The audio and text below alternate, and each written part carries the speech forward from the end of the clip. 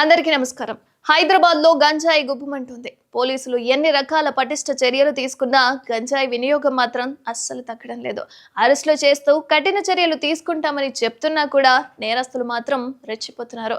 దర్జాగా గంజాయి రవాణా చేస్తున్నారు. తాజాగా రాచకొండ కమిషనరేట్ పరిధిలో గంజాయి దందా ఒకటి వెలుగులోకి వచ్చింది. ఏకంగా 50,000 విలువ చేసే గంజాయిని పోలీసులు పట్టుకున్నారు. ఇటీవల హైదరాబాద్ లో గంజాయి వాడకం ఎక్కువైంది. ఇతర రాష్ట్రాల నుంచి కొందరు హైదరాబాద్ లో గంజాయి స్మగ్లింగ్ చేస్తున్నారు. ముఖ్యంగా యువత, విద్యార్థులను టార్గెట్ చేసుకొని గంజాయిని స్మగ్లింగ్ చేస్తున్నారు. మొన్న గండిమైసమ్మ ప్రాంతంలో గంజాయి విక్రయిస్తున్న వ్యక్తిని పోలీసులు అరెస్ట్ చేసిన విషయం మనందరికీ తెలిసిందే. అయితే ఇంజనీరింగ్ కాలేజ్ల వద్ద గంజాయి సరఫరా జరగడం ఆందోళన కలిగిస్తుంది. తాజాగా బాలాపూర్ పోలీస్ స్టేషన్ పరిధిలో కూడా గంజాయి పట్టుకున్నారు పోలీసులు.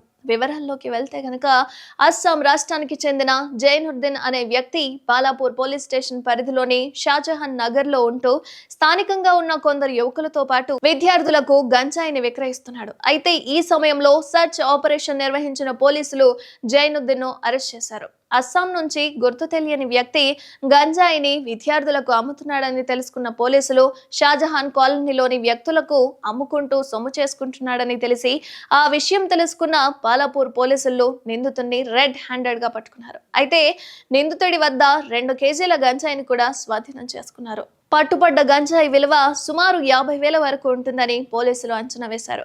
నిందితుడిపై కేసు నమోదు చేసి రిమాండ్ కు తరలించారు. ఏది ఏమైనా యువతను కనిపెట్టుకుని ఉండడం సమాజాన్ని తల్లిదండ్రుల బాధ్యత.